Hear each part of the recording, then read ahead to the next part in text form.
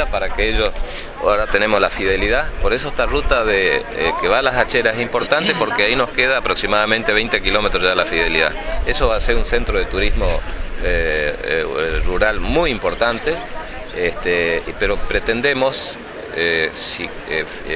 construir la Zurduy en 3 etapas, que ya fue elaborado el proyecto por Vialidad Provincial, que iría desde la malla de Miraflores por la malla 10.000 hasta la malla 10.000 hasta la ruta 100 y de ahí hasta Pompeya. De ahí hasta Pompeya. Ese sería el primer tramo, pero la idea es conectarnos de Pompeya a Fuerte Esperanza y de Fuerte Esperanza a Comandancia Fría y salir en Salta.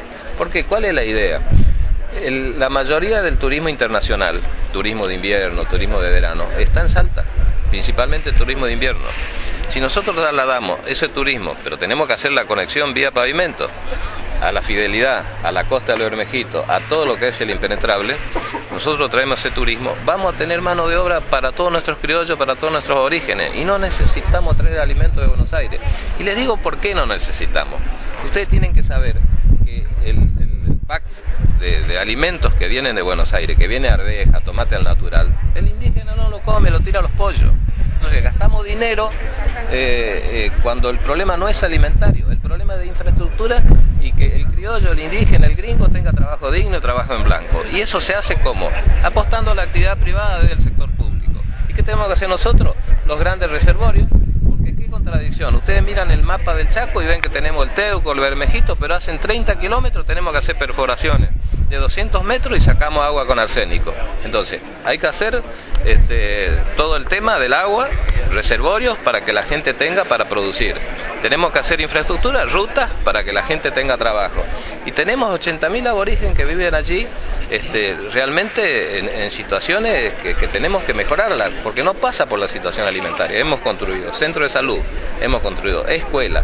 Capitanía ha organizado escuela y ha iniciado escuela, construido, inaugurado infinidad de centros, de centros sanitarios, hospitales. Estamos licitando el hospital de Nueva Pompeya, tenemos el hospital de Sausalito, estamos trayendo médicos, hemos traído médicos del extranjero, ahora están trabajando unos cubanos ya en la zona del impenetrable, pero necesitamos infraestructura. Cuando tengamos la ruta con Salta, y esto no es un proyecto, no es una utopía, tenemos que hacer la conexión Fuerte Esperanza con Tacopozo, tenemos que hacer la conexión Fuerte Esperanza con Pampa al Infierno, y también una ruta que está proyectada, que es la de Pampa al Infierno con Castelli. Es porque el impenetrable es 1/3 del Chaco, que hoy no es productivo. Y ahí tenemos una población que tiene que ser incluida. Nosotros tenemos una intimación de la Corte. Y le digo por qué tiene que ser. Y yo voy a dar un dato que quizás le va a caer mal a la población, pero lo tengo que decir. Nosotros tenemos aproximadamente 1.250, 1.300 presos en nuestras unidades carcelarias, alcaidías y demás en el Chaco. La población aborigen en el Chaco, tenemos 1.050.000 habitantes. La población aborigen no pasa del 8%, son aproximadamente el 8% dentro de toda la población del Chaco. Dentro de la población carcelaria, de los presos que tenemos, que son más o menos 1.200 personas, por ahí en ese número anda, a veces baja, a veces sube, el 60% de los detenidos son aborígenes. ¿Cómo puede ser que el 60% de los detenidos sean aborígenes cuando son el 8% de la población? Quiere decir que no estamos cumpliendo con la inclusión social de esa gente. Pero esa gente no la podemos incluir solamente con alimentos. Tenemos que desarrollar infraestructura en el hábitat que ellos tienen. ¿Y dónde están? En el impenetrable. No trayendo mercaderías le vamos a solucionar. El tema de las críticas, se hizo una demanda ahora en la Corte, porque yo cambié el sistema prebendario de las bolsitas por la tarjeta. Pero yo salí con esto, con las tarjetas, porque se inscribieron lo que realmente necesitábamos. Lo que me tienen que pedir, lo que me tiene que estimar la Corte, es que hagamos la infraestructura necesaria para que esa gente, los aborígenes tienen 150.000 hectáreas sobre la costa del río, que es propiedad comunitaria. La tienen que explotar, pero para poder explotar tienen que tener agua. Tienen que tener electrificación, que estamos llevando, hemos hecho conexiones, ahora estamos trabajando el acueducto del impenetrable. En estos momentos están los caños en Castelli, fueron llevados por el Ministerio de Infraestructura, los caños que se va a construir la conexión entre el río Teuco y el río Bermejito, para que cuando crezca el Teuco a través de ese conducto pueda llenarse el Bermejito y esto va a tener agua inclusive para el acueducto que tenemos en el Impenetrable, que van a ser 1.200 conexiones rurales de agua potable en la zona. ¿Qué periodo de tiempo? Y ni bien estén ya estamos trabajando en eso. Creemos que más o menos en un año y medio esto va a estar terminado el acueducto en el Impenetrable. Esto que yo le digo, la conexión entre el Teuco y el Bermejito, los caños de momento están en Castelli. Se lo están trasladando a la zona de Pompeya porque se hace entre el Pintado y el Bermejito, donde está la población de cerca de Pompeya. El trabajo lo va a hacer SAMEP. Nosotros calculamos que eso va a demorar aproximadamente entre 3-4 meses, porque hay que hacer toda la canalización, enterrar los caños y que viene con declive natural, y vamos a colocar bombas en la zona del Pintado, donde estaba antes el pueblo del Pintado, porque después se trasladó. Vamos a colocar bombas con piletones, que cosa que el día que tengamos que bombear agua, para que se llene el famoso bypass que yo siempre hablé, para que cuando tenga mucha agua el río Teuco, esa agua se pueda trasladar al Bermejito. Inclusive mejorar la calidad del agua del Bermejito. Y eso va a abastecer a toda la cuenca. Eso no es suficiente. Después tenemos que hacer reservorios a 30-40 kilómetros de estos ríos, porque usted ingresa a 30-40 kilómetros de distancia del río y se encuentra con agua con arsénico. Y tiene que hacer perforaciones de 200 metros. Entonces tenemos que hacer reservorios, que son caros, porque si usted hace un reservorio simplemente cavando una represa, el agua se va abajo, se filtra, no queda. Entonces tiene que tener un manto plástico, tiene que tener algún elemento para contención. Todo eso significa mucha inversión, pero tenemos que trabajar en eso. Yo estoy hablando con Buenos Aires, estamos consiguiendo financiamiento internacional, estamos haciendo lo que podemos con financiamiento provincial. Por eso le digo, ahora a la mañana voy a anunciar la ruta Miraflores con recursos nuestros, Miraflores, Las Hacheras. De ahí vamos a estar a 20 kilómetros del Parque de la Fidelidad. Pensamos con CUNIS hacer después otra licitación para que esa ruta llegue hasta el centro del Impenetrable y que se conecte con la ruta de la Juana Zurduy, que se está trabajando para tener el presupuesto necesario para la construcción con el gobierno nacional, que hoy en la mañana me dieron una media palabra que ya estaría el dinero. Ahora vuelve a Buenos Aires. La semana que viene, ¿qué pasó al final con la firma suya como gobernador para la refinanciación de la deuda? Ustedes vieron en los diarios nacionales, la noticia salió. Primero se les dijeron que iban 17 provincias y todo lo demás. Pero las informaciones concretas, que los que firmaron los convenios eran 4 provincias, que eran las provincias petroleras, que no firmaban este convenio. ¿Por qué? Porque tenían discusiones naturales que se discutieron a nivel nacional por el tema del petróleo, por el tema del manejo del petróleo, de la comercialización, explotación del petróleo. Y ellos no estaban firmando estos acuerdos de la prórroga o de los intereses que nosotros estábamos firmando en las demás provincias, porque tenían este conflicto razonable. Este tema fue subsanado y esta última reunión que tuvo la presidenta con los gobernadores, estas 4 provincias petroleras que no venían firmando la prórroga de los intereses, lo firmaron. Nosotros firmamos a fin de agosto, que lo firmó mi hijo, pues yo estaba en el extranjero, la prórroga. Yo tengo hasta fines de octubre, principios de noviembre, para firmar la prórroga de los últimos 3 meses de los intereses de la deuda. O sea, yo voy el martes. Si eso está, lo firmaré el martes, y si no, iré a fin de mes. Pero el martes estoy convocado para un acto donde la presidenta va a hablar sobre los proyectos legislativos aprobados últimamente, como el Código Civil y Comercial, porque ahora se unificó. Antes estos códigos estaban divididos, ahora están juntos. Y por supuesto, tendremos otros temas que charlar con la presidenta y con los demás funcionarios, inclusive con el jefe de gabinete. ¿El 8 de marzo será uno de los temas? Y el 8 de marzo puede ser uno de los temas, no hay ningún problema, pero eso es un tema que ya escapa a mí, eso es los temas, yo lo aclaré. La ley de paso solamente a mí me faculta convocar.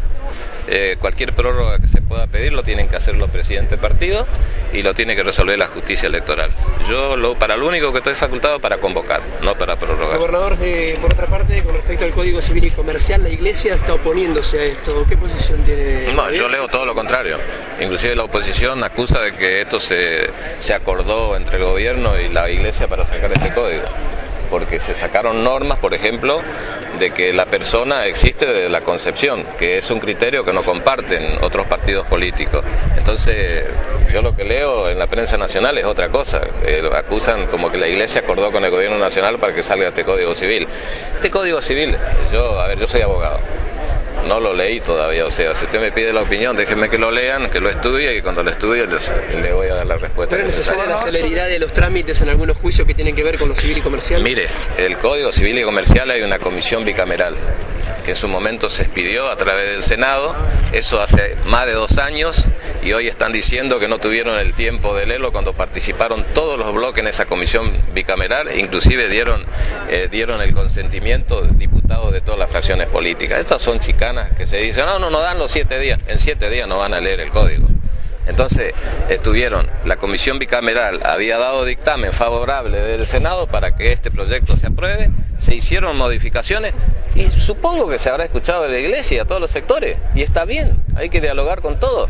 A ver, hay temas el tema del aborto, por ejemplo, hay temas muy discutidos en la República Argentina. Y, por ejemplo, el tema del aborto no se está plasmando en leyes, en leyes como pretenden algunos partidos políticos, porque la presidenta tiene su concepción particular. Ella tiene su punto de vista particular y es la jefa política del justicialismo. Instruye a su diputado en tal sentido y hoy se impera el criterio de ella. Hay otros, inclusive dentro del justicialismo, que tienen otro criterio. Pero bueno, acá vivimos en democracia, o sea, si nosotros esperamos de que quienes somos la mayoría en el Congreso, que es el justicialismo, porque todos hablan que en todas las elecciones, en la última elección solo perdimos las elecciones. No perdimos si siempre ganamos en número, ganamos en diputados. Hoy tenemos quórum propio y el quórum propio aseguró que se modifique, se establezca el nuevo código, se unifiquen los 2 códigos, el Código Civil y el Código Comercial. Al unificarse los 2 códigos, se levantó la oposición. La oposición lo que tiene que hacer es discutirlo. Ahora, si cada vez que nosotros tenemos mayoría, ellos ven que no tienen posibilidad de imponer su criterio porque no tienen el número, se levantan, eso no es democracia. Gobernador, ¿qué certeza? Era aproximadamente 50 cuadras más de pavimento en la zona de Castelli para entrar a los barrios, con recursos nacionales, y el intendente Nieva, está trabajando también en el tema de pavimento en los barrios, porque hay viviendas que vienen con obras adicionales, viviendas que hechas por la Nación, son obras adicionales como cloacas y pavimentos. Entonces están haciendo pavimento en los barrios. Son pavimentos no de las mismas características que estamos haciendo con vialidad provincial, son pavimentos un poco más finos, que tienen que ser para tránsito liviano, porque se construyeron en Miraflores y en otras ciudades, pero se están haciendo en los barrios periféricos también. Bueno, en su vida dentro de lo que es Castelli, ¿alguna anécdota que pueda destacarse de su vida por allí, por aquellos lugares? Yo tengo 10.000 anécdotas, hay anécdotas íntimas que no puedo contar, pero... las que se pueden contar, anécdotas públicas, ¿quiere que le cuente? Castelli, yo cuando me fui de Castelli a estudiar a la universidad era prácticamente una colonia. La casa de mi papá cuando vinimos de Salta no tenía dónde ir y construyó un rancho en la salida de una colonia, que es la colonia del 44, que es la colonia que cuando usted ingresa a Castelli, esa colonia que está al ingreso se llama colonia 44. Mi padre construye un rancho ahí sobre el camino, y la anécdota yo tengo que toda mi niñez, inclusive toda mi vida secundaria, pues fui el único que estudié en la familia. Para mí yo vivía en la periferia y vivía a kilómetros de la plaza. La diferencia, el sacrificio que había que hacer para vivir. Mi padre fue soltero, verdulero, y con mucho sacrificio pudimos salir adelante, mis hermanos salieron adelante, hoy están bien, mi familia, mis hijos son profesionales, pero todo con trabajo, y la anécdota le puedo contar que después de muchos años de irme afuera, de estar en Resistencia, estar en la Cámara, estar en función pública, volviendo a Castelli, cuando me puse a contar las cuadras de donde está mi ex casa, porque ahí viven hermanos míos que mi papá tuvo ya con otras madres. Mi padre era bravo, mi padre, búlgaro. Contando las cuadras, me di cuenta de que la plaza, a la casa de mi papá había 5 cuadras, y vivía a 5 kilómetros. Esas son las anécdotas que uno puede contar cuando vive en un pueblo que no tiene infraestructura, que no tiene agua, que no tiene pavimento, que no tiene vereda. Entonces, cuando usted tiene infraestructura, cuando tiene pavimento, cuando tiene agua potable, cuando tiene cloaca, no hay distancia. A ver, yo vivía acá, me acuerdo que quise entrar a primer año y no pude, en el año 62 aproximadamente, y yo vivía en calle 4 y Santiago del Estero. Ahí vivía un tío mío, Musimesi, que fue el tío del arquero de Boca. Ustedes no son de esa generación, Julio Elías Musimesi. Y ahí vivía el padre también del arquero de Boca. Y yo cuando vivía en calle 4 y Santiago del Estero, me acuerdo que íbamos al río en bicicleta, y también me parecía que vivía, qué sé yo, a 50 kilómetros del centro. Veníamos al cine Marconi y cruzábamos, eran pocas cuadras, pero como no había infraestructura, parecía que vivíamos en el submundo. Y la anécdota que quería sintetizar es que tan conocido yo era en Castelli, que cuando me recibí, dijeron, ¿y este quién es? Cuando me recibí abogado, porque fui el primer abogado que se instaló en Castelli. Dijeron, ¿este quién es? Hasta tuve que el estigmatismo de muchos años que decían de que yo había truceado el título. Claro, porque yo no existía para la gente del centro. Yo era un chico de la periferia. No me conocían, los chicos que estudiaban del centro, ninguno se conocía. Entonces, ¿de dónde apareció este tipo con título de abogado? Hasta tuve ese cuestionamiento. Entonces, la vida no es tan sencilla, la vida no es tan simple. Uno, así como recibe agravios ahora gratuitos, de chiquititos, por eso yo tengo fuero. Me dicen lo que quieran, me lo aguanto. A los pilinchos no le contesto, a los que tienen importancia trato de contestarles.